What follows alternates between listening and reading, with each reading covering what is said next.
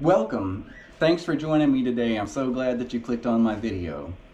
For those of you that haven't met me, my name is Micah Petty, and I'm a master naturalist specializing in herpetology. And this video that you're watching is part of an online course put out by the Herpetology Collective.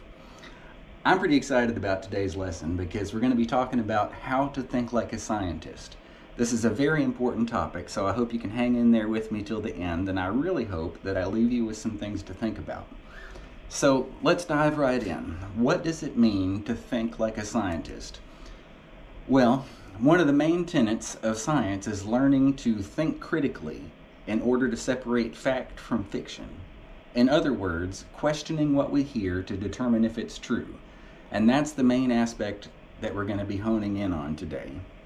Now, we all grow up with bits of folk wisdom rattling around in our head. Maybe you heard that picking up toads can give you warts, or that cottonmouth snakes will chase you if they see you in the woods, or maybe you saw a viral Facebook post saying if your dog gets bitten by a snake, give him or her Benadryl right away.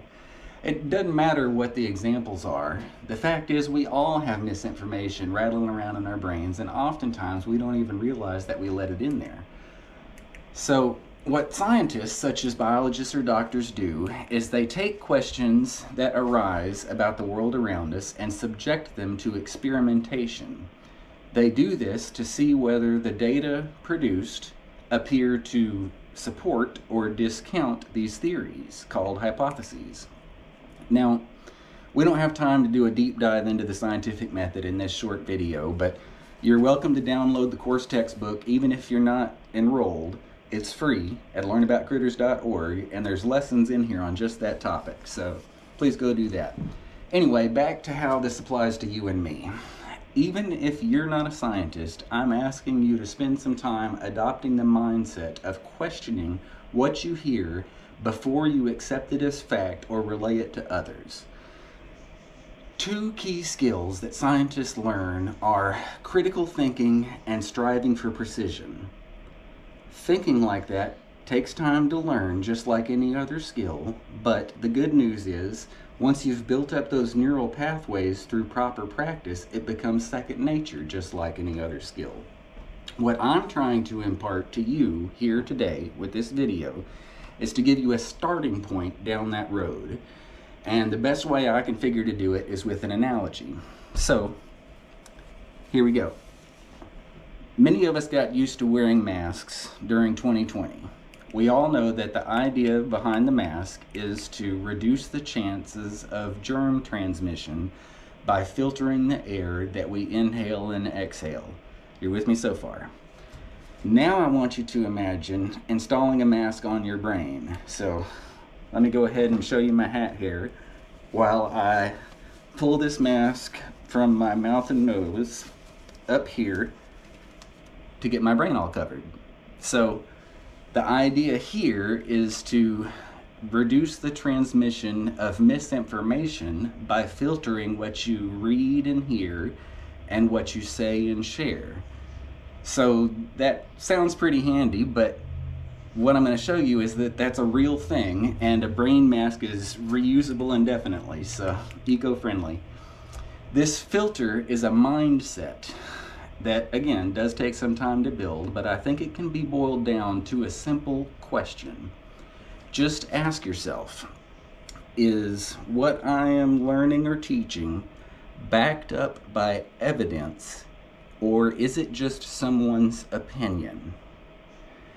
Think about that for a second. It works both ways. Question what you hear and what you say. You put information under a magnifying glass. Does it have legs to stand on, or is it just floating there by itself? Yes, this takes a little more effort than just believing everything you hear, but I think if you give it a shot, you'll agree that installing this filter is worth it.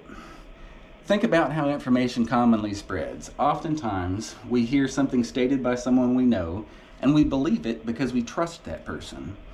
Or we see a post on social media, and it claims to be information from an expert, and they have just enough information included in there to make what they're saying sound plausible or even totally believable. No part of that should get past your filter.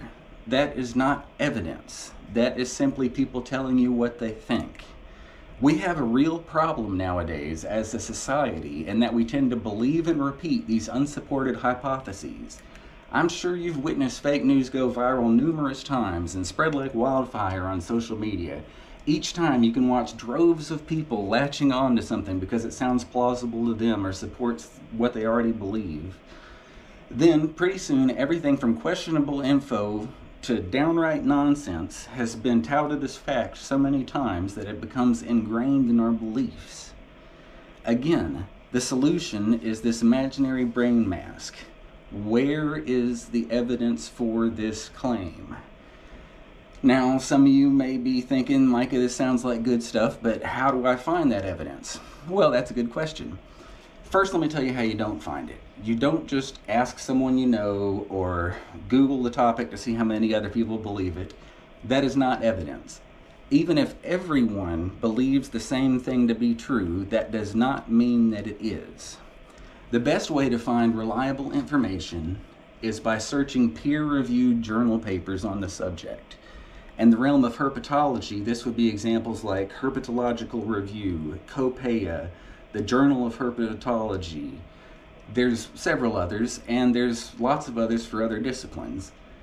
If you don't subscribe to those journals, don't fear. You can look to resources like Google Scholar.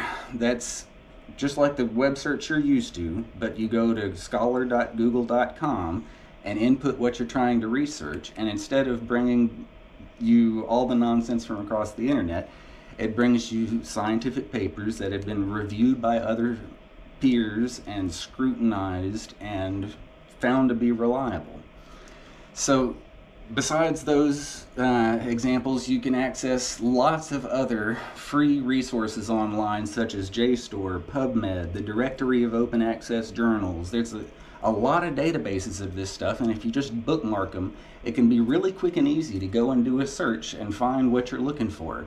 It doesn't mean that you have to adopt this whole new lifestyle of spending all your time in the library. The internet can be used for good just as easily as it can be used for misinformation. The thing I want you to wrap your mind around today is just getting in the habit of asking yourself the question. You remember the question? Is what I'm hearing backed up by evidence, or is there any actual data to support what I'm hearing? Or is this just more nonsense or just someone's opinion? Separating fact from fiction, realizing that there's a need to, starting there, and then going down the path of learning how to do it quickly and easily. So just the simple process of attaching that question to things that you hear and read is like a vaccine for your brain. Think of skepticism like an immune system for your thought processes. Make it a habit, and remember it takes practice, to apply this sort of thinking in your daily life, and that's how you prevent misinformation from infecting your thoughts. So learning to question what you hear before you just click on that share button is how we prevent misinformation from becoming a pandemic. These are all topics that we got used to last year. I'm just asking you to convert them into a scientific mindset now that you have those skills built. Let's use a random example for illustration purposes.